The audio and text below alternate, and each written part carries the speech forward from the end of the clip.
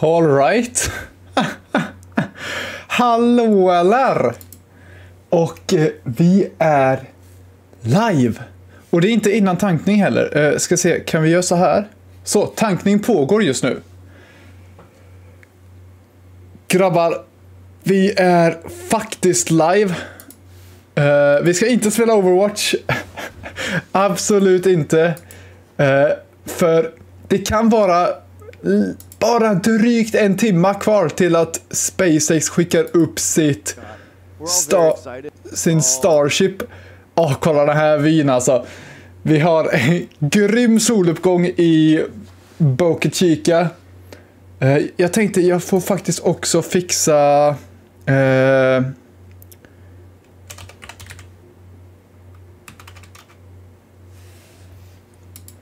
sån här kanske.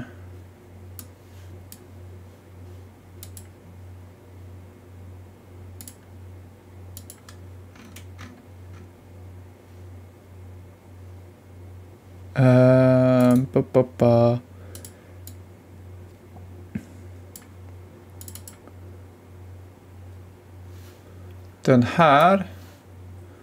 Och så tänker jag att den ska finnas här någonstans.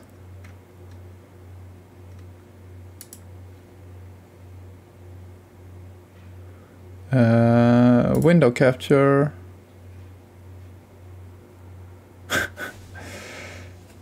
Hallå och välkomna Sock, Kitte och .eGames. Det här ser inte ut som Minecraft. Nej, har jag råkat säga att det ska vara Minecraft? Jag hoppas inte det.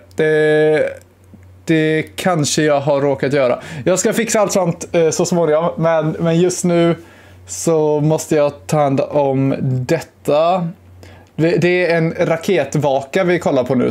Så den här, ni ser den på skärmen nu. Om den här raketen lyfter idag, vilket den kanske faktiskt gör, så kommer det vara den största rymdraket som någonsin lyft.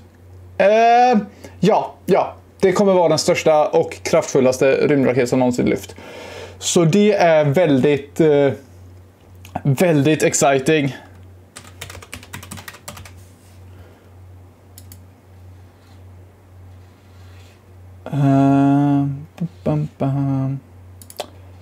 Då gör vi så där. Nu finns den där. Och så vill jag förstås filters lägga på ett chroma key som tar bort den där, och så en crop så att vi kan kroppa.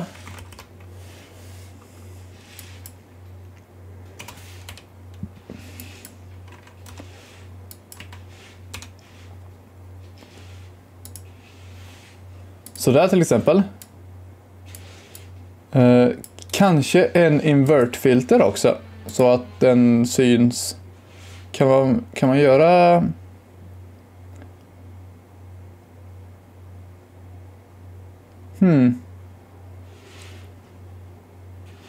Hur får jag texten att bli vit liksom?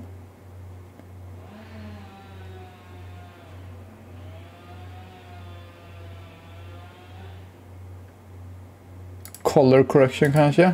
Vad händer om vi bara...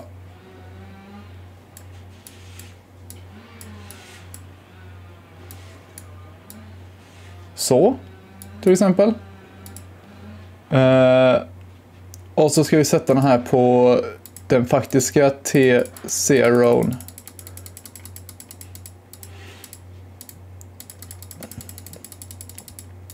Som är det där, boom.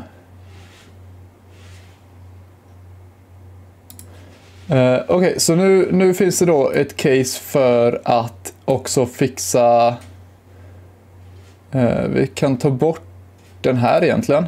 Och så göra den lite sådär.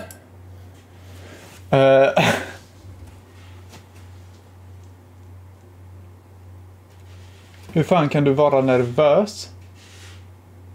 Det är det sjukaste jag har hört. Jag är sjukt nervös. Okej.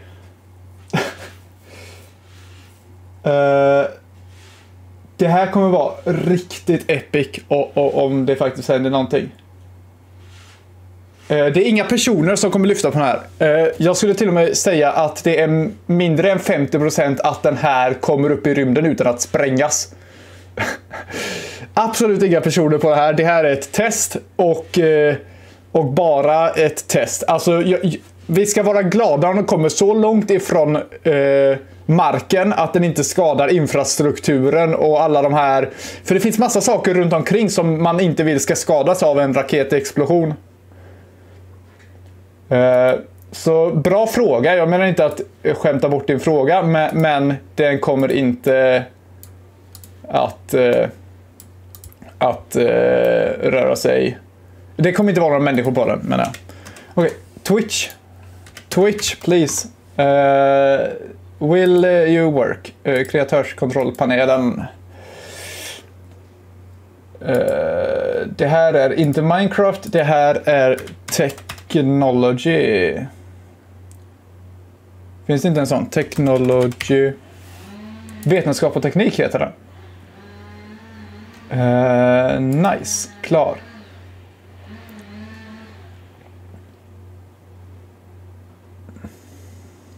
Men okej, så jag ska fixa lite mera formella grejer och sen kan jag prata lite noggrannare om raketen.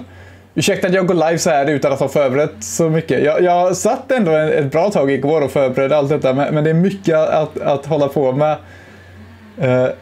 Så jag kan skriva till dig när det börjar närmas. Jajamän, sure bananas. Men om du inte hör någonting så kom tillbaka och kolla klockan 15:10. För klockan 15:20 kommer det är just nu att det ska flyga. Och det kan vara bra att bara liksom vara medveten. Om jag skulle glömma att meddela dig. Se om det har hänt någonting då. Men okej. Jag har inte ljud på just nu. Jag restreamar NASA Space Flights stream. Så gå in och kolla in dem här. Om ni vill ha ljud än så länge så kan ni gå in och lyssna på dem. Men sen klockan 14:15 har SpaceX sagt att de kommer börja streama. Och när de väl gör det så kommer jag sätta på deras stream med ljud. Så det är i alla fall så.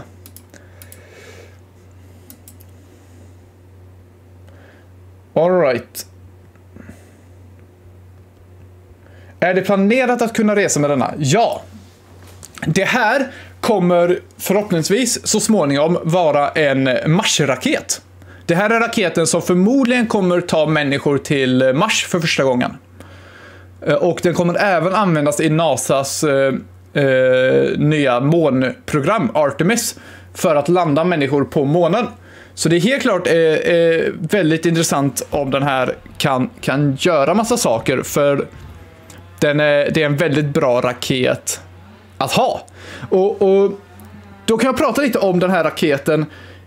Tanken är att i framtiden ska den här kunna lyfta och landa helt av sig själv båda stegen.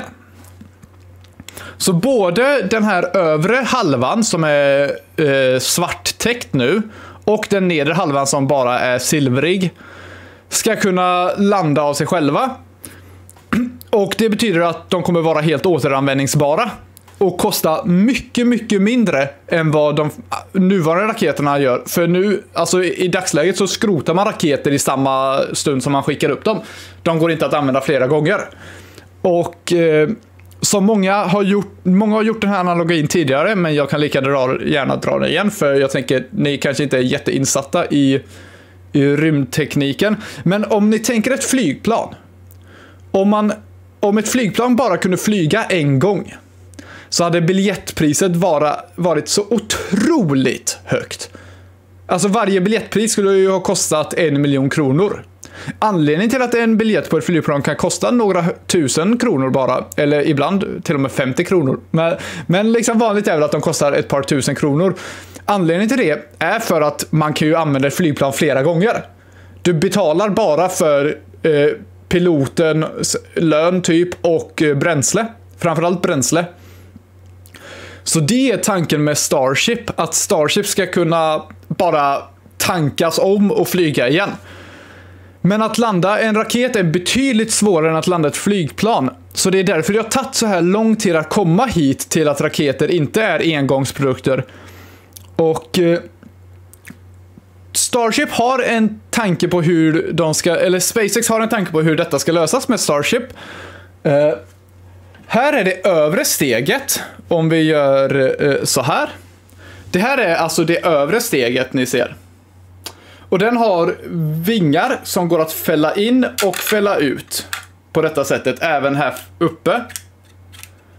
Och tanken är då att när det här går in i atmosfären, det är det farligaste en raket kan göra, gå in i atmosfären, för det är väldigt, väldigt varmt.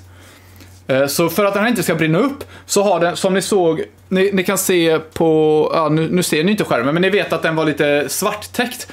Här har vi en jättebra bild på det. Ni ser att halva den är svarttäckt. Det svarta här är värmesköld. Så den här sidan är byggd för att tåla värme mycket. Den här sidan är inte byggd för att tåla värme, den andra sidan är det.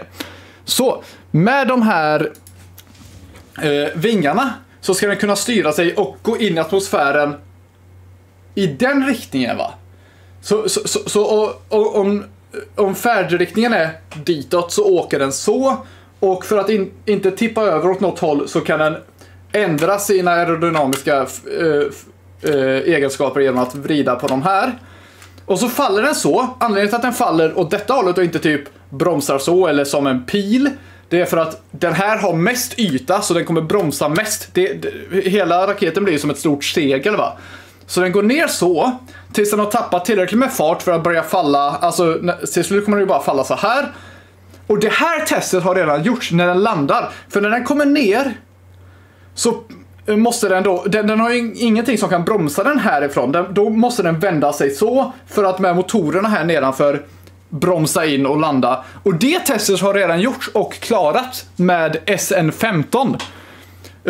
Så den faller så här och så bara någon kilometer över marken, om ens det, några 100 meter över marken, så tänder den alla motorer här, riktar dem så mycket uppåt som går så att den vänder sig så här och bromsar in och landar. Jag tänker vi kan ta en titt på det testet.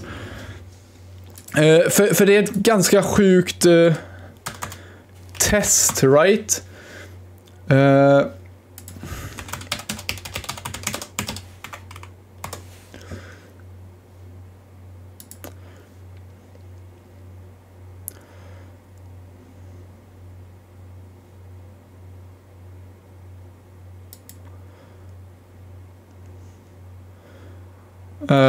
Då ska jag göra så här.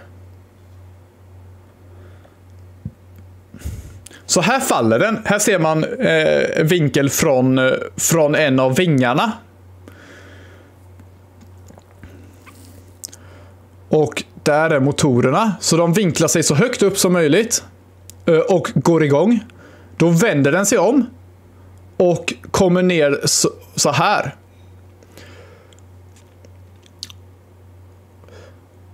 Precis innan den når marken kommer den också fälla ut några landningsställ här. Som man kanske inte får se det, för det skakar mycket och så här.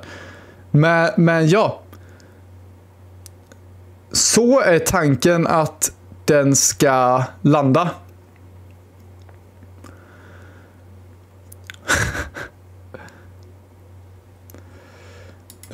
Men idag kommer inte det göras. Den här kommer bara skrotas mer eller mindre. De är inte intresserade av att testa landningen just idag, utan nu är de mer intresserade av att testa flygförmågan. boostern, den nedre delen, har en annan sjuk landningsmanöver. Den ska fångas av de här armarna. Den har inga egna ben, så den kan inte landa på marken. Men ni ser de här armarna som sitter på tornet. De ska i framtiden, inte under detta testet, men i framtiden ska de stängas igen och få den här raketen att landa liksom. Så vi kan ta en titt på en animation om hur det kommer se ut. Genom att kolla på SpaceX senaste video. Den här.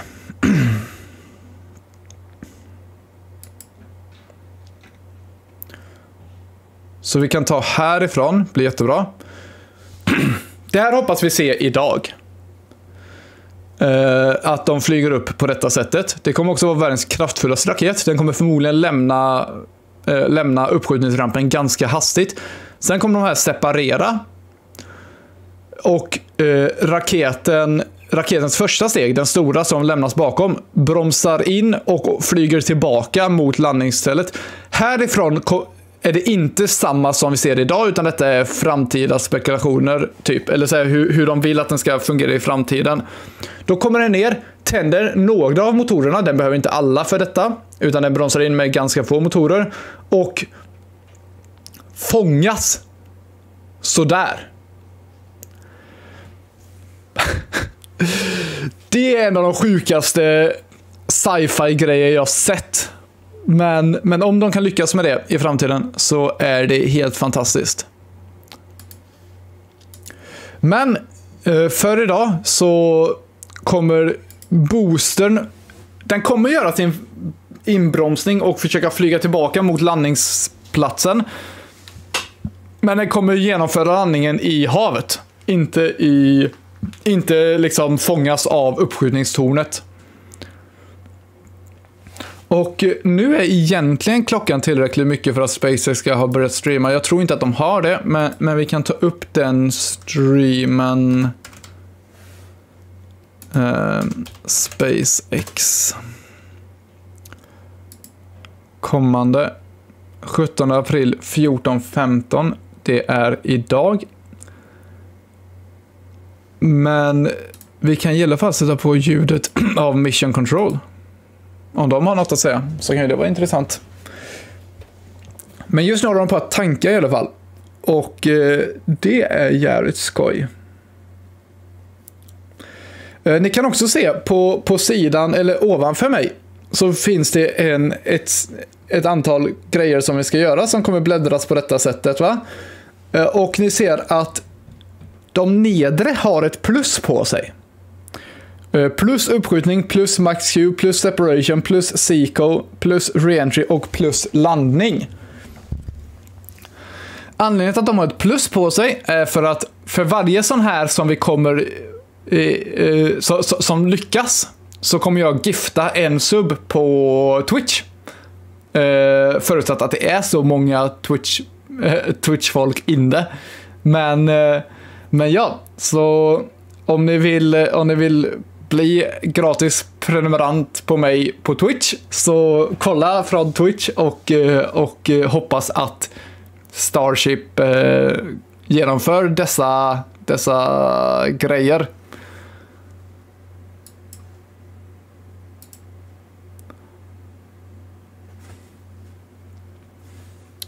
Vi kanske vill ha ljudet härifrån, men de här bilderna, för de här är bättre bilder. Åh, kolla där är Hopper! Den första Starship-prototypen som byggdes. Den är här. Den är inte lika stor. Men minst lika fin.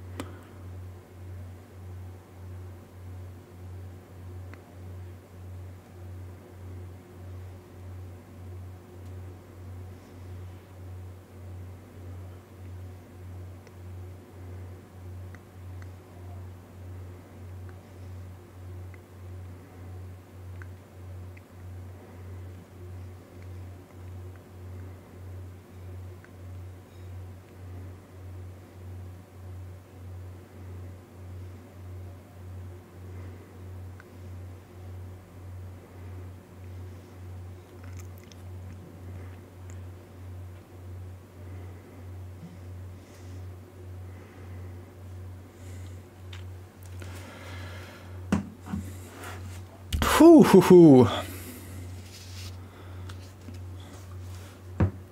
short amount of time while you go to space. They usually condition these engines while they are still.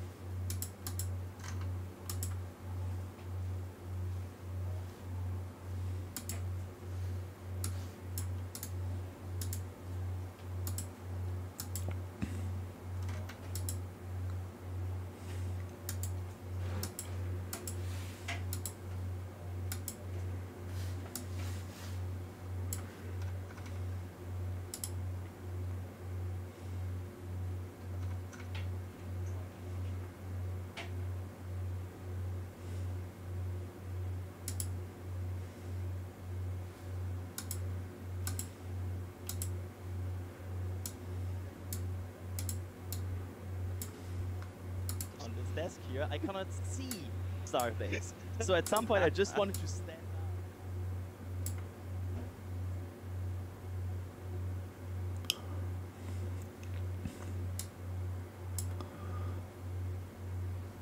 Okej, så nu tror jag att jag kan höra detta utan att ni kan höra detta. Så det är ganska nice.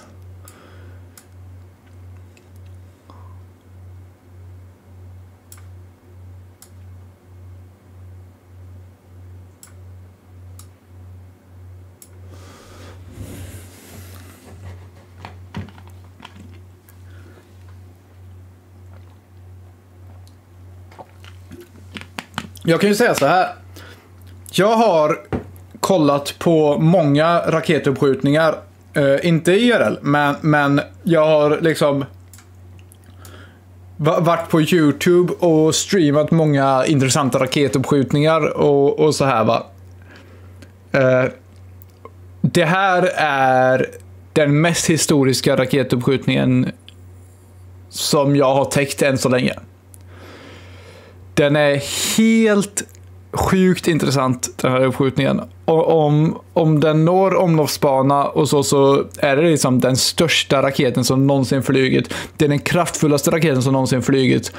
Och i framtiden kommer vara en av de billigaste raketerna som någonsin flugit. Och då menar jag inte billig per ton, utan jag menar billig totalt. Den är alltså ungefär lika billig att flyga som en Falcon 1. Och Falcon 1 kunde ju bära typ bara ett par ton till omloppsbana och flög bara 4 gånger och var en pytteliten raket i jämförelse. Så att se Starship så här nära uppskjutning, det har liksom... Det känns lite konstigt att vi faktiskt kanske får se en uppskjutning idag. För jag har liksom i de senaste 2 åren levt med att men den är alltid en månad bort liksom. Om en månad flyger Starship. Men så går det en månad och så men om en månad flyger Starship. Och så går det en månad. Men om en månad flyger Starship. Det har känts så i legit 2 år. Och nu är vi fan nära.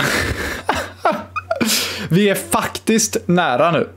Jag tänker jag får sänka den här lite grann kanske. Eller? Jag vet inte vad det är som gör att jag ser så konstigt ut, men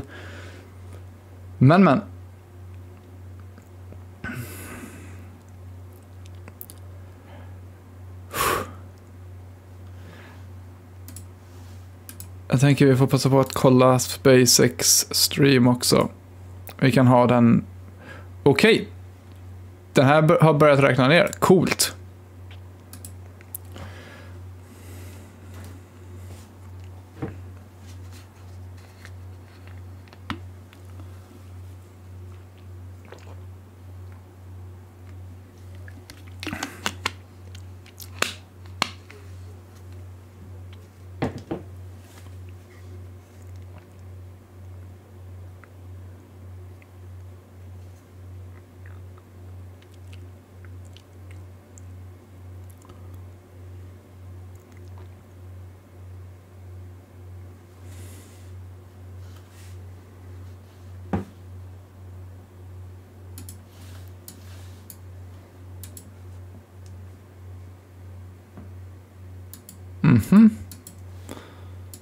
Lite buffer.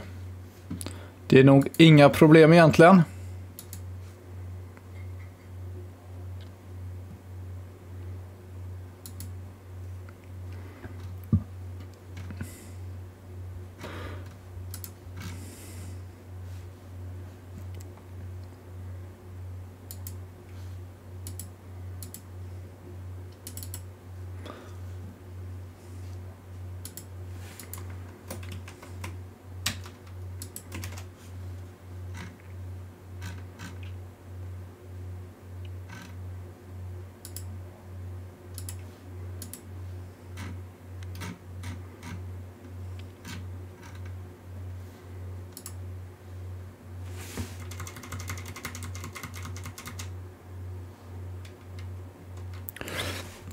Så ni kan se också att ni kan se att det är frost på utsidan av skeppet här och även här.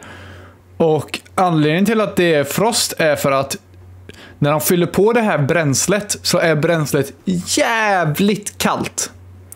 Det är väldigt kallt bränsle för ju kallare någonting är desto hårdare kan man packa det. För det mesta. Is är ett undantag. Men oftast blir det så att ju mer du kyler någonting desto mer ihoppackat blir det. Så för att få plats med så mycket metan och syre som möjligt så har de fryst ner det. Alltså metan och syre är ju egentligen gaser i rumstemperatur. Och hade de här bara varit fyllda med gaser så hade det varit liksom väldigt lite bränsle. Så de har kylt ner det så att syre blir flytande.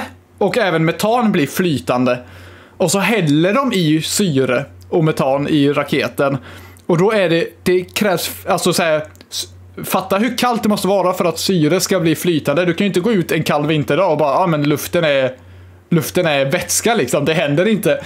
Du måste betydligt kallare än liksom de här jordliga temperaturerna. Så jag tror att det är typ så här minus 100 grader eller något sånt där. Som det här bränslet är. Det kan vara liksom minus 150, nästan 200 grader. Jag vet inte riktigt hur kallt det är. Men det är i alla fall väldigt kallt. Så därför så kan man se precis hur långt de har fyllt det här. För det är då det börjar kondensera, eller så här, fuktigheten i luften börjar frysa på raketen. Så kan man ju tänka sig då att de här ska fyllas upp helt och hållet med bränsle. Så har man lite bra koll på hur mycket den har tankat och hur mycket den ska tanka till liksom.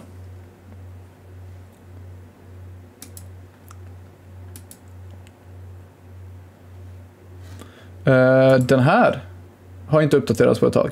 Men det ska den göra. Sorry about that. Min klocka var lite frusen.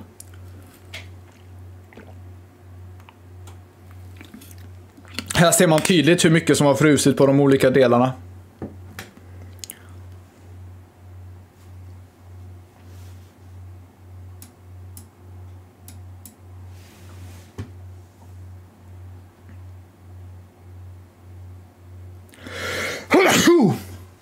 Fy fan.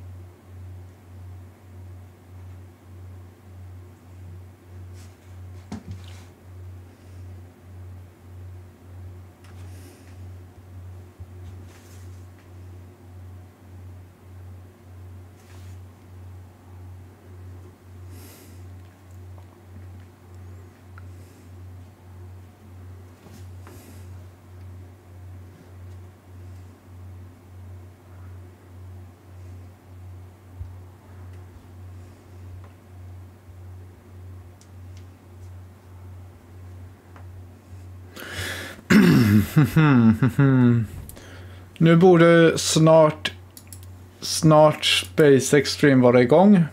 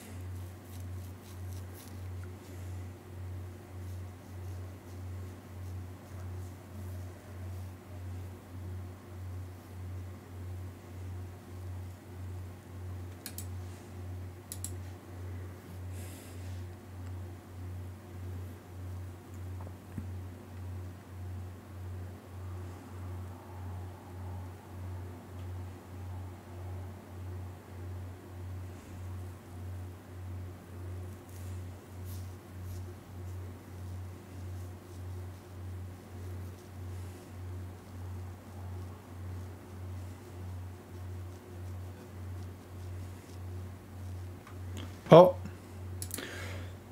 Nu börjar den här. Så jag tänker att jag sätter på ljudet för er också. Sådär. Sen kommer det vara lite intro så här. Men den här streamen är ju egentligen mera intressant med tanke på att den är den officiella streamen från SpaceX. Och det kommer säkert finnas massa teknisk information i den här som är rolig att ta del av.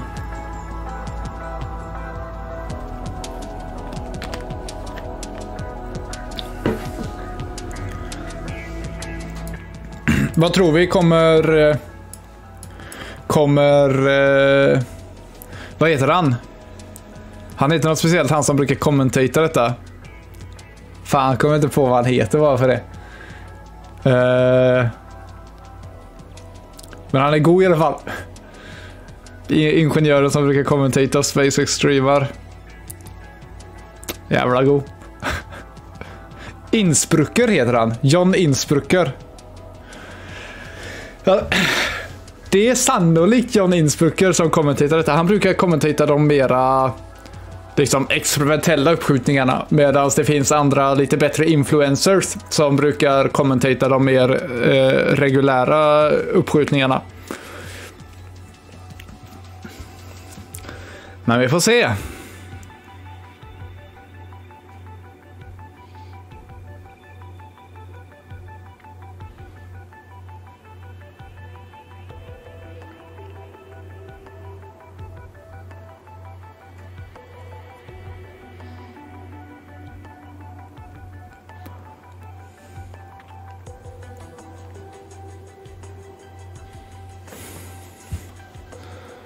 Har vi max streamingkvällen här då? Åh jävlar, nu klickar jag på allt och alla.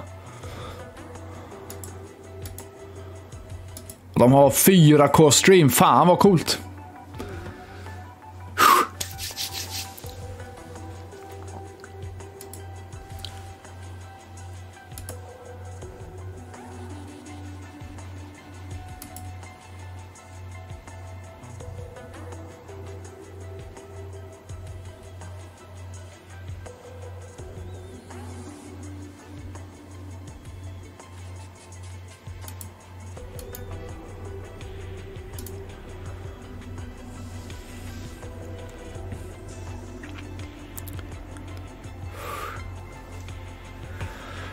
Vi är här.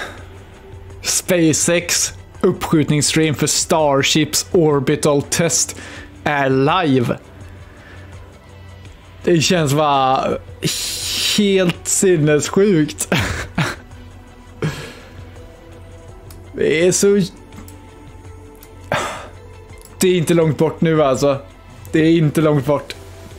Det kanske inte blir idag. Det får vi ha i åtanke. Det är stor risk att det avbryts liksom bara några sekunder innan uppskjutning eller liknande.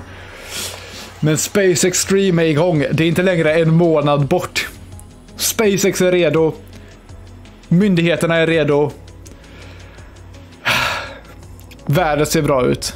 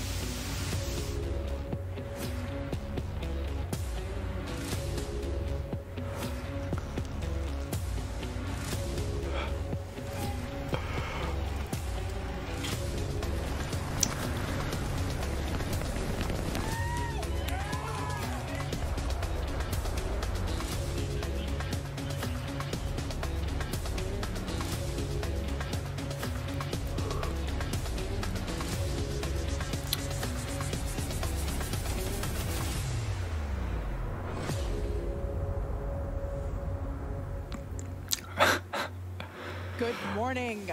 You're looking at a live view of Starship as it Oh, awaits its nice. first integrated flight test from Starbase, Texas, in just a little over from 40 minutes from now. Today, we're hoping to see our Super Heavy booster and Starship spacecraft, collectively referred to as Starship, lift off together for the first time. Thanks for tuning in. I'm Kate Tice, Quality Systems Engineering. Ingen insbrucker. Attans. Men de här två är säkert också goa. A space operations engineer here at SpaceX. Now, as many of you know, Starship is SpaceX's latest and largest vehicle developed to date. It represents a fully reusable transportation system designed to carry both crew and cargo to Earth orbit, the moon, Mars, and beyond. If you've been following the development of Starship over the last couple of years, you know we've been doing a lot of testing leading up to this big one. Once fully developed, it will be the world's most powerful launch vehicle with twice the thrust of Saturn V rocket and the ability to carry up to 150 metric tons to orbit. For reference, a 1 liter bottle of water is 1 kilogram, so 150 metric tons is basically 150,000 1 liter bottles of water, or as I like to think of it, one rather lonely blue whale. Now, today's test will be the first of many as we work towards transitioning Starship from a developmental to an operational program. Our primary objective today is to gather as much data as we can around the fully integrated vehicles. That means the booster and the Starship and the ground systems. While we have flown Starship in the past, this will be the first attempt of Super Heavy and the first opportunity to validate how the two vehicles operate together. Any data that we get helps improve the future builds of Starship will be considered a success for the purposes of today's test. Every milestone beyond that is icing on the cake. The further we fly, the more data we can collect. If all goes well, today's flight test could last as long as 90 minutes from liftoff to an expected hard ocean landing for Starship. Whether we end the test with a hard landing or a rapid unscheduled disassembly, or some combination of both, excitement is pretty much guaranteed. Now, if it does all go well, Super Heavy will fire up its 33 Raptor engines and it'll lift off from the launch pad down in South Texas. About 3 minutes into the flight, we're gonna hope to see the Super Heavy separate from the Starship spacecraft. It'll then perform a flip maneuver. So there's that, you can see that on your screen. And then it'll boost back in order to make a hard landing in the Gulf of Mexico.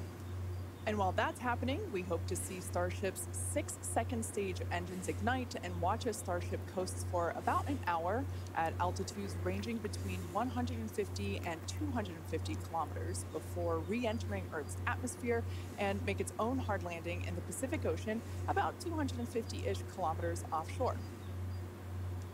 Now, we are getting great camera views right now, but that's because we are on the launch pad, so we got umbilicals and connections straight to the vehicle, but we aren't expecting to get very many good views once we get past booster separation. Yeah, we do promise though, for any views that we do get, we will share them in real time. We are watching live with you all, so we're excited to see those views ourselves as well. Now, in a little bit, we are going to take a closer look at the vehicle and the launch pad, but first, today is a super exciting day. Everyone on the teams across Starship have been preparing, doing a number of tests and dress rehearsals for today's launch attempt. Yeah, that's exactly right. In fact, we saw a nice little recap of those tests in the intro video to today's webcast. For those of you that are following along, you know that many of those tests ended in those rapid unscheduled disassemblies, or RUDs as we like to call them. And it's been a long road to today. Just in 2022 alone, we had 9 static fires. We've had a couple of wet dress rehearsals. And of course, the launch control team has done numerous simulations as well. So major shout out to the teams that have been preparing for today's full up integrated test. In fact, we've got a shot of Star Command at the South Texas launch control team. Look at all the people ready for today's launch attempt. Yeah, that right there is our South Texas Launch Control Center. That is basically ground zero for everything that is happening today, in addition to a couple other control rooms that we have operating as well, with operators on console, including the Mission Control Center here behind us here in Hawthorne, California. But with that being said, our very own Zachary Lupin is one of our SpaceX employees at our watch event in South Padre Island. Hey, Zach, how are things going on the ground? It is a great day for a test launch today, Kate. Hello, everyone. My name is Zachary Lupin, and I'm an avionics reliability engineer here at SpaceX, and I'm at the Cameron County Amphitheater, where a growing number of SpaceX employees are gathering to watch what we hope is the first liftoff of a fully integrated Starship. Now, the Starship team has worked incredibly hard for today's launch test. Over the past weekend, teams held a launch readiness review, which included a comprehensive review of all of our vehicle systems, looking at avionics, GNC, communications, software, structures, as well as our Raptor engines and propulsion in general. Now, we are only about 5 miles away from the launch pad, so it's a pretty good view for today. And as we get into as we start to approach T-0, everyone here is clearly very excited for the events that are happening today. So as we get closer to T-0, I'm going to throw it back to Hawthorne to talk more about a rocket. Awesome. Thanks so much, Zach. And a little bit of a crowd forming behind us, too. Whew. We've got a shot of Starship on the screen. The entire Starship structure you see is made of stainless steel, and when that's fully stacked, it stands about 120 meters tall and about 9 meters around. To help you give a sense of just how big that is, we've captured a video of some of our teams doing final integration prep work in advance of today's test flight. Just like Falcon 9, Starship has 2 stages, which we will talk a little bit more about in a minute. But in addition to those 2 stages, Starship actually has a 3rd stage called Stage 0. It consists of all the launch pad infrastructure built around the rocket. You can see a great view of it there on your screen. It's truly an engineering feat in its own right. And I feel like it's something we don't talk about very often. There's a lot of infrastructure that goes into fueling and preparing the launch vehicle before a large test like this, really any launch. Now, let's talk about Super Heavy. The name says it all. It's super, it's heavy, it's super heavy. Those are some other names, the first stage or the booster, but whatever you call it, the Super Heavy will be the vehicle responsible for powering Starship against that mighty gravitational pull we've got here on Earth. And when it's fully operational, it's going to get Starship to orbit. The booster alone stands about 70 meters tall and is about the same height as a fully integrated Falcon 9, but with a diameter roughly 2.5 times that of Falcon 9 and with 33 much larger engines. Yeah, and having those Kolla de raketmotorerna! Det är så jävla många! Det är inte som Saturn 5 som bara hade 5 gigamotorer, utan det är liksom hela golvet är täckt av massa små motorer. 33 stycken tror jag det ska vara. Which engine is which. Like we said, there are 33 of them. So there's a lot of fire that's going to be coming out from those engines in just over 31 minutes from now.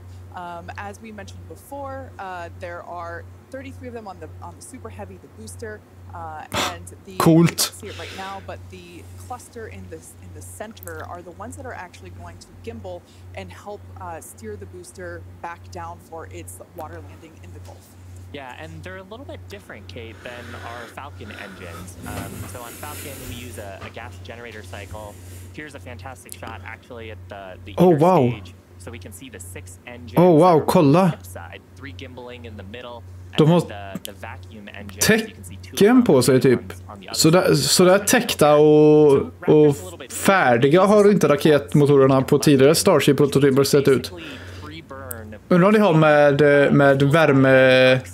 värmeförmågor att göra så att den ska kunna klara re-entry.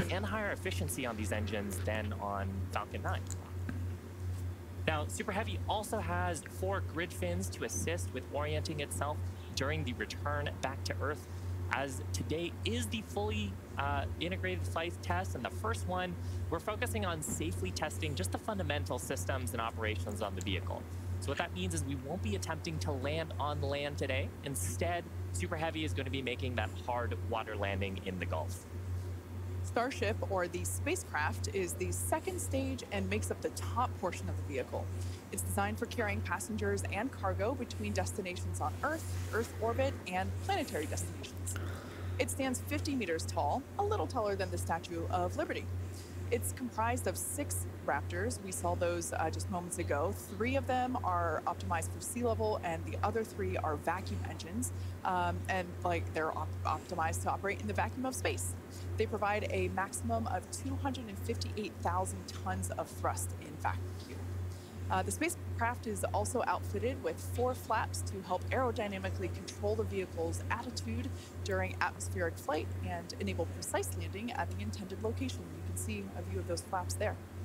Now you can see the entire stack is vertical, and that's because Starship is designed for vertical takeoff and landing, as opposed to taking off and landing like an airplane. And that's really important because we don't have runways on the Moon and Mars. Fortunately, gravity at both of those destinations is not nearly as high as it is here on Earth. On Mars, it's about a third of what Earth's gravity is, and on the Moon, the gravity is just a sixth of what it is here. So Starship can take off in both of those cases without needing the super heavy booster like we need here on Earth.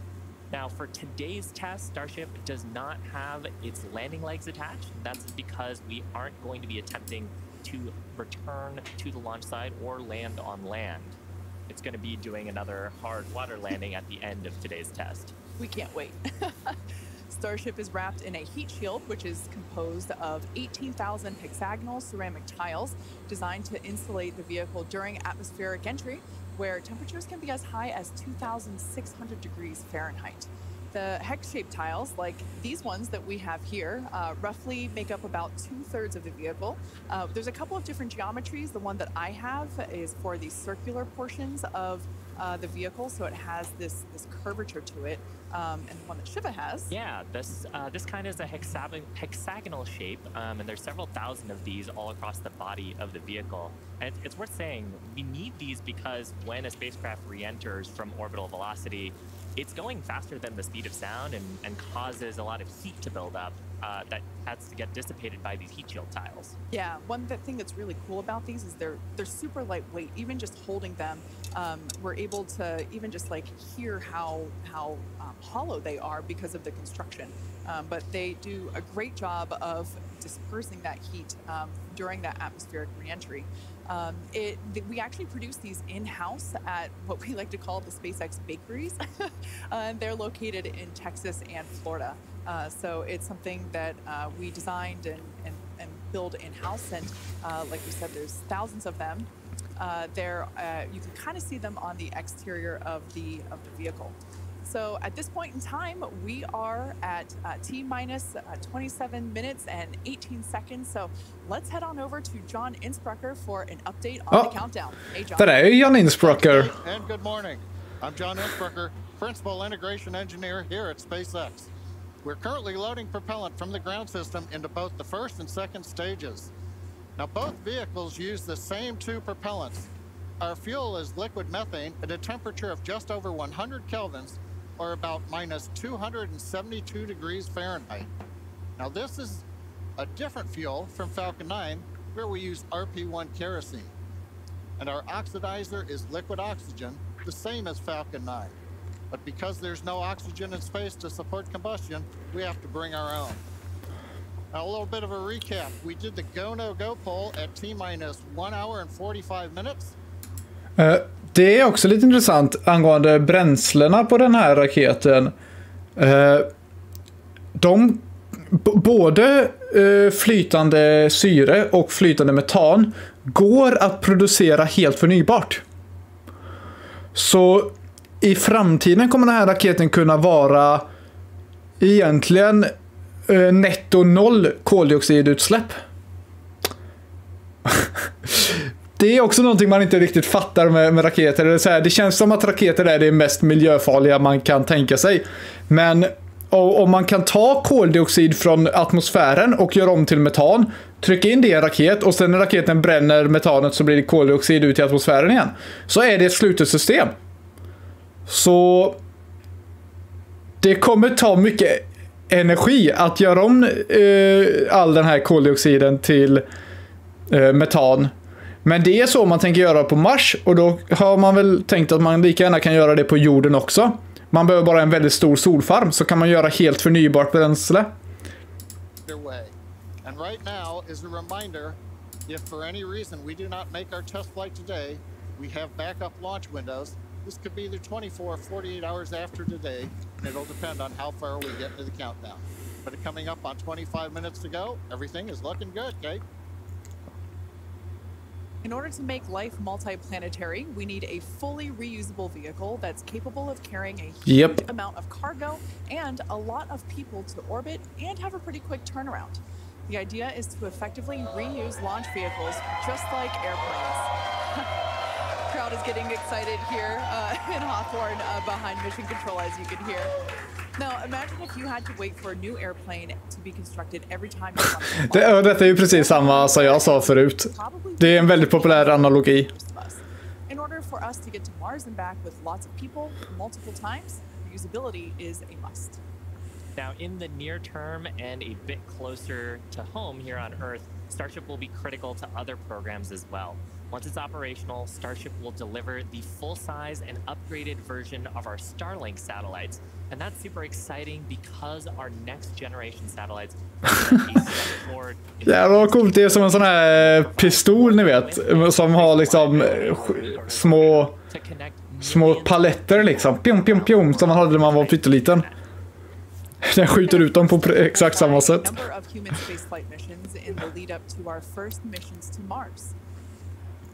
Entrepreneur and pilot Jared Isaacman will command the first human spaceflight on Starship as part of the Polaris program.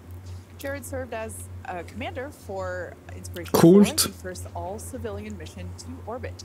Inspiration 4 launched aboard our Dragon spacecraft and Falcon 9 in September 2021, raising over $240 million for St. Jude Children's Research Hospital. The first human spaceflight on Starship will launch as part of the Polaris program, and you can learn more about that series of missions at polarisprogram.com. Now, our first lunar mission around the moon aboard Starship will be led by Japanese entrepreneur Yusaku Maezawa, also known as MZ. MZ flew to space for the first time in December 2021, and he purchased all of the seats aboard Starship's first lunar mission in order to give artists and creators from all over the world the opportunity to go. And the hope is that what they will create in space will further inspire all of us here back on planet Earth. Now, over 1 million people applied for this mission, and earlier this year, they announced the final 8 crew members were selected, and you can learn more about them and MZ's mission at dearmoon.earth. Dennis and Akiko Tito are the first 2 crew members announced to fly on Starship's second commercial spaceflight around the moon. This will be Dennis's second mission to space after becoming the first commercial astronaut to visit the International Space Station in 2001, and Akiko will be among the first women to fly around the moon on a Starship. Coolt, det visste jag faktiskt inte. The mission to contribute to SpaceX's long-term goal to advance human spaceflight and help make life multiplanetary. Är inte det också jävligt ballt att det inte längre bara är NASA och gigantiska corporations som kan använda de här systemen, utan det börjar bli viable för turister. Och liksom, tänk när det här blir, alltså när Starship blir tillräckligt billig, så billig som den ska vara när den är fullt återanvändningsbar, så kommer man kanske kunna liksom köpa en resa där 100 personer flyger upp och bara är i rymden i några dagar. Så jävla sjukt. Alltså, jag tänker att det är inte omöjligt att jag får uppleva en rymdfärd i mitt liv. Och då menar jag inte att jag kommer bli jätterik så att jag kan lägga vad fan jag vill som de här, alltså de presenterar nu är ju svinrika människor. Men jag tänker ju också att när den blir tillräckligt billig så kommer man kunna komma till liksom otroligt mycket pengar. Så det är ganska ballt. Här har vi Hopper, det första flygtestet som gjordes, eller det näst första kan man säga. Hopper flög redan innan detta en gång tidigare och lyfte bara 20 meter. Men här flög den då högre upp. Now, notably, this was the first time that we had used a Raptor engine in flight and demonstrated control of this kind. As a Star Wars fan, I can't not see a flying R2-D2 there. Now, after a series of 150-meter hop tests with earlier prototypes, the Starship program saw a huge breakthrough during a test flight of the vehicle known as serial number 8, or SN8. SN8 demonstrated a first-of-its-kind controlled aerodynamic descent and landing flip maneuver. Yes, I'm talking about the belly flop. This 12.5-kilometer hop test took place December 2020 and saw the SN8 prototype ascend to an altitude of 12.5 kilometers and conduct a belly flop maneuver. While it didn't stick the landing, the test was a major milestone in the development of Starship. I love seeing the belly flop maneuver. Now, testing continued with the prototype on serial number 9. That was a 10-kilometer flight test in February of 2021. We had a nominal ascent, engine cutoff, reorientation, and controlled descent were stable. However, we unfortunately had a dramatic ending to the end of that flight when we had a failure on its engine to relight. That resulted in one of those rapid unscheduled disassemblies. But what was really exciting about both serial numbers 8 and 9 is how quickly we were able to achieve just our primary objectives in those two high altitude Ja, den där var... SN9 var en av de mindre snygga landningarna, får man väl säga. Ultimately, we performed 9 Starship high-altitude test flights in total, and in May of 2021, SN15 launched from Starbase, reached an altitude of about 10 kilometers, performed a number of maneuvers, and safely returned to the launch site. This was the first Starship prototype to fly, control its descent, safely land, and to be recovered in one piece. Now, so having achieved that success in our suborbital campaign, here we are. Next big challenges for upper stage here we fucking are. To survive the high heating hypersonic phase of entry. Combined with the ability to refill our Starship's tank with fuel and oxygen while on orbit is what will enable a fully reusable transportation system that's designed to carry both crew and cargo on these long-duration interplanetary flights. And that's ultimately what will help humanity return to the moon and travel to Mars and beyond in our solar system. So as you can tell, it is nothing but an iterative process to get to the point that we are today and where we will go from here. That iteration is a core process of how we work here at SpaceX. We like to fly and we like to test early and often, both on the side of hardware and software. Yeah, that's an awesome point, Kate. Now, we are continuing our countdown to Starship liftoff just over 17 minutes from now. So, of course, let's check in with John for another status update. John? Thanks, Shiva. Clock is coming up on T-minus 17 minutes from liftoff. We're continuing to click towards 0. However, right now, we've just begun listening in. The first stage team is working a pressurization issue. They're troubleshooting that right now. Now, we do have the option, if need be, if we can't solve this, then we would hold the count and probably treat today as a wet dress and not be able to launch. However, we are continuing to do propellant loading on both the Super Heavy and the ship stages. Now, most recently, we began loading liquid oxygen and methane fuel into the header tanks on Starship. At the very top, just underneath the nose there are 2 small spherical tanks. That's where the fuel and liquid oxygen header tanks are. That started at T-minus 27 minutes, and that propellant loading will continue until T-minus 9 minutes. We'll also continue loading the main tanks of the Starship second stage, although they're pretty much full right now. Everything will drain back as we get ready for launch in T-minus 5 minutes. Now on the first stage, we're continuing to load the massive amount of propellant onto the Super Heavy booster. That's going to continue until T-minus 3 minutes. You can see the frost line on some of the views as both liquid methane and liquid oxygen go. It's 16 minutes and counting. We're also currently configuring the launch pad for liftoff. The booster hold downs are being prepared for the release at liftoff, and the second stage quick disconnect is beginning its configuration for release. The liquid oxygen and methane that are going into the second stage go through that quick disconnect. You can see it in some of the views, the arm that comes out just to the base of the second stage. That'll move out of the way as we lift off. At the same time, the SpaceX team continues to check in with the Coast Guard. We're working one boat that's in the safety perimeter. They are working to get that boat out of the way. We cleared several Jävla båtar. boats out overnight. We're down to one. Alltid är det en jävla båt som bara åker in i den avstängda zonen. For the Gulf of Mexico. But as a reminder, T-minus 15 minutes, 10 seconds and counting. We are working an issue on the first stage and we'll bring an update as we get more insight into that issue. Ja, lycka till med det problemet. Jag hoppas att det löser sig. Taking place out of our Starbase facility in South Texas, and that facility has gone through a tremendous amount of change and growth in a really short period of time. Yeah, I mean, 3 years ago, not much even existed there. It was a very different scene, as you can see by that photo there on your screen.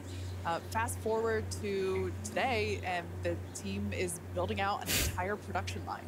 Yeah, last year they built 4 Starship Super Heavy boosters, 5 Starships, our 200th Raptor 2 engine, and this year they're targeting 5 boosters, 8 Starships in production for 2023. And really, you do need a production system to rapidly iterate, like we were talking about earlier, on the design of the vehicle as we learn more about it from these large tests. Yeah, absolutely. Pulling on my industrial engineering background, system fill is something that is critical to that goal. Being able to produce and launch multiple Starships means that we have to have a system full of those production vehicles, and we iterate on each one. So even the next Starship that will fly in whatever the next test is will be different than the one that you see there on your screen now. På en CS. Inte just nu. Inte just nu. Och jag fick grimmat Jesper också. Förlåt. Ja, jag hoppas att det inte ser ut som att jag är ointresserad av det här. Sitter där och gäspar och har mig. Nej, det här är fan bland det mest skoja som jag kan tänka mig liksom. Jävlar vad bra. To the moon! To the moon! Eller hur? Det här är faktiskt to the moon and beyond.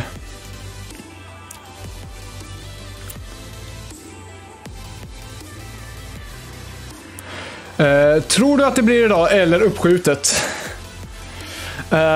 Ja, det är ju alltid en svår fråga att svara på. Dels för att den semantiskt kan betyda 2 saker. Och dels för att det kan hända så många olika saker. De nämnde just att de hade ett problem med trycket i första steget. Men jag är väldigt förvånad av hur seriösa SpaceX verkar med att skjuta upp idag. Vanligtvis är det ju liksom, har det känts som att men det kanske blir idag, men förmodligen inte. Men SpaceX pratar om detta som att det verkligen kommer vara idag. Så de ger det ett helt ärligt försök, och det är bara att hålla tummarna att de löser det här tryckproblemet, för de verkar ungefär lika seriösa med att flyga idag som de var med Falcon Heavy när den flög. Och den flög under Falcon Heavys första test, så flög den på bestämd tid. Kan man förvänta sig en mooning idag? Kanske inte riktigt. Ser ni sköldpaddan? Jag såg sköldpaddan. Och vad är det vi tittar på? Jo, vi tittar på Starship Super Heavys uppskjutning. Om den här rymdraketen lyfter idag och når omloppsbana, kommer det vara den största raketen som någonsin gjort det. Den är större än månraketen. Den här jäveln som tidigare har varit den största raketen som någonsin flygit. Eller kanske inte, beror lite på om man räknar med ryssarnas månraket eller inte. Men ryssarnas månraket flög aldrig lyckosamt. Den kraschade alla gånger de sköt upp den. Så detta är den största lyckade raketen i alla fall. Och har varit det i 50 år. Sist den här sköts upp var i maj för exakt 50 år sedan. När den levererade den första rymdstationen till omloppsbana. Nämligen Skylab. Och idag kan det ändras. Idag kanske kronan som världens största raket snos ifrån den av Starship. Och då kommer Starship också förstås sno ryssarnas månrakets titel som mest kraftfulla raket som flyget överhuvudtaget. Så det här är verkligen intressant. SpaceX team has gathered. We're standing just over 5 miles away from the launch mount, and so from here we've got a very nice view. I would basically say these are some of the best front row seats you could get, and might I add, beachside as well. Now, the Starship team has worked incredibly hard to get ready for this test, and we're all clearly excited for T0. And as we get into the final moments, one issue that could hold the countdown or cancel the test altogether is if a boat enters the safety perimeter. Now, over my shoulder is the Gulf of Mexico, which is normally very open to all of the boaters and fishers. However, today, SpaceX is closely coordinating with the United States. Jag kan ju återigen påpeka att ni ser ovanför mig här så har vi ett antal milstolpar. Och som det står, alla de som har ett plus på sig, det vill säga uppskjutning, max Q, separation, sequel, reentry och landning. För varje som vi når så tänker jag gifta en Twitch-sub. Så när testet genomförts så kan ni som kollar på YouTube gå in på min Twitch. Finns i beskrivningen om ni vill få chansen att få en gift-sub från mig. Om ni är intresserade av att vara min prenumerant. Och det får ni ju tycka vad ni vill om. Background loops right now. Flight director is talking about the issue we've had on first stage, working the pressurization system. Decision right now is that we are going to stop the launch for today. We're going to transition the launch attempt to a wet dress rehearsal. So that means we'll continue loading propellant, finishing up here shortly on the second stage. We'll also continue loading propellant on fuck! minus 3 minutes. We're also going to go through pressurization steps, other steps of the countdown. This will be a full validation for the team, but currently the plan right now is we're waiting for final word, is that I think at T-minus 10 seconds, we will finally stop the clock and then recycle the countdown for today. Now we're inside T-minus 8 minutes and counting. We're continuing to load propellant on both the first and second stage. You can see the Starship second stage with the heat shield tiles there. Carriage arms are open. You can see the condensation around the first stage tank as we load liquid methane and liquid oxygen into för er som inte förstod vad som sades där, det verkar inte som att det blir uppskjutning idag. De kommer fortsätta tanka den och genomgå hela liksom, de gör ett wet dress rehearsal som betyder att de kommer låtsas att de ska skjuta upp den, men några sekunder innan uppskjutning så avbryter de medvetet. Så det blir liksom att träna på att skjuta upp en raket. Och så kommer det finnas ett nytt tillfälle imorgon. Och Kitte sa detta. Och jag var painfully medveten om att det fanns stor risk för detta. Men fan. Det hade varit jävligt kul om de flög.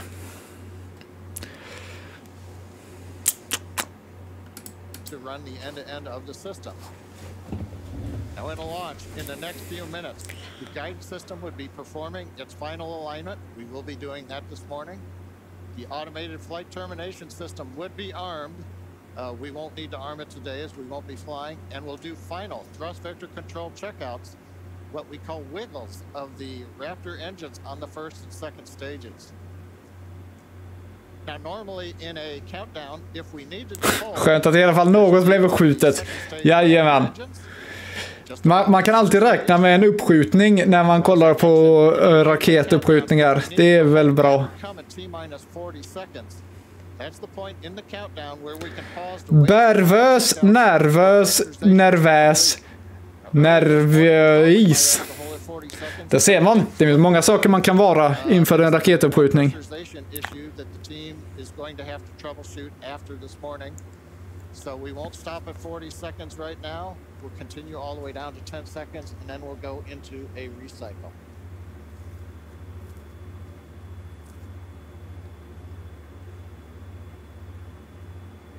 Into a wet dress rehearsal here, and I actually now think we're coming up T-minus 5 minutes. Overall, though, Kate, Shiva, it's been a good day. It's a little sad listening to the flight director say that we're going to have to stop at 10 seconds, but I guess that's for everybody. Nu är det viktigare saker som kommer ske, säger du.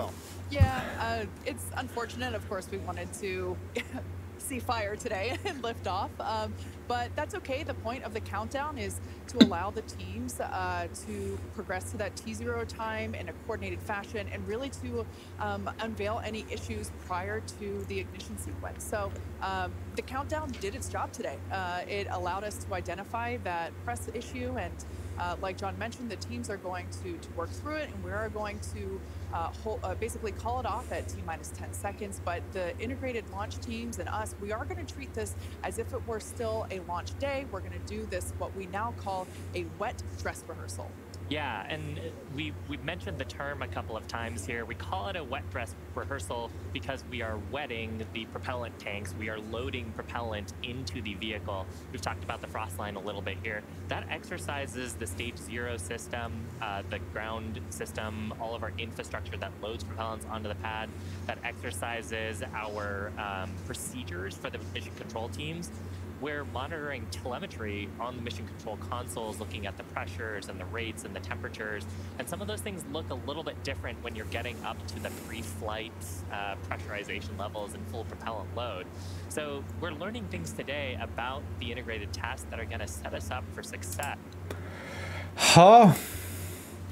Och hur ska vi då gå vidare då? Jag antar att jag kommer streama imorgon också.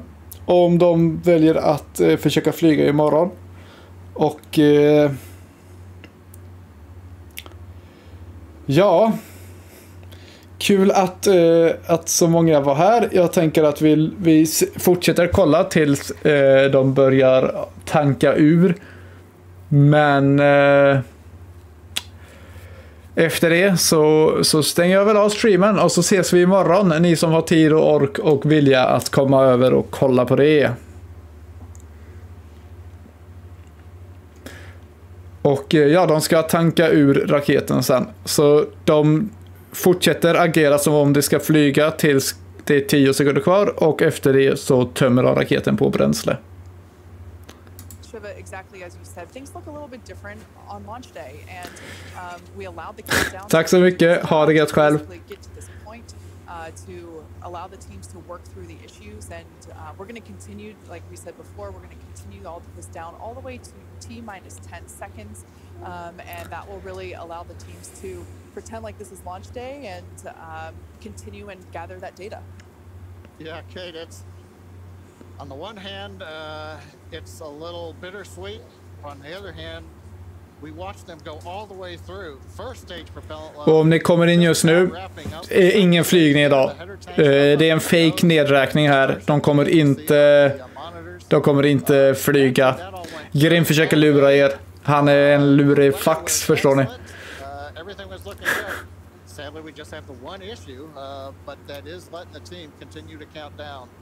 And we're going to continue with it here until we get the clock hold at T-minus 10 seconds. Yeah, so for those of you that have just joined us, we're now at T-minus 1 minute and 30 seconds to what would have been the launch of our Starship. Lite motorer som rör på sig. To a stage 1 issue, we are going to utilize today as a wet dress rehearsal. Instead, we are not going to attempt launch. Kan de inte använda drönare? De använder nog drönare. Jag tror att de har drönare uppe just nu liksom.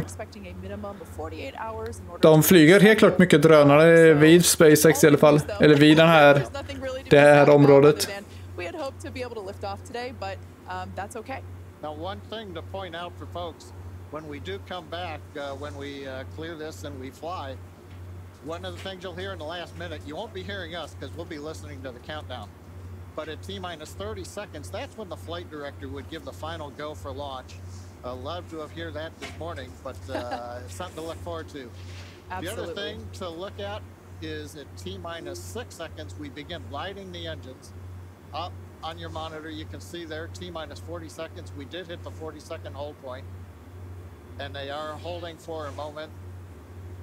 In the end, they will release that hold. We'll go the last 30 seconds.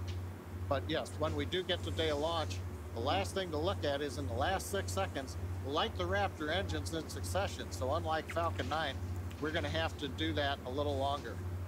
We're hearing right now, jag skulle tro att det blir ungefär samma tid imorgon. Give or take en timma liksom. Och jo, man kommer i framtiden i alla fall kunna använda den här raketen för att flyga hem. För tanken är ju egentligen att, eller ett av användningsområdena för den här raketen är att konkurrera med flygplan. Så basically du har en raket som lyfter i USA och flyger till Europa liksom. Och landar i Europa. Och då kan du basically ta dig runt hela världen på 50 minuter max. Vilket är ganska ballt. Men där avslutas SpaceX in-stream. Jag kommer att avsluta min också. Jag kommer också i samband med att jag avslutar den göra en ny stream, en ny scheduled stream på YouTube. Så om ni vill få en notis när jag går live, när det börjar liksom närma sig uppskjutning imorgon eller övermorgon eller när det nu blir, så kan ni klicka på bellikonen för den streamen. Och ni kan också, om ni inte redan gjort det, prenumerera för mera. Eller om ni är på Twitch, följ för mera. Och så ses vi nästa avsnitt av vad du tänker göra. Hej då!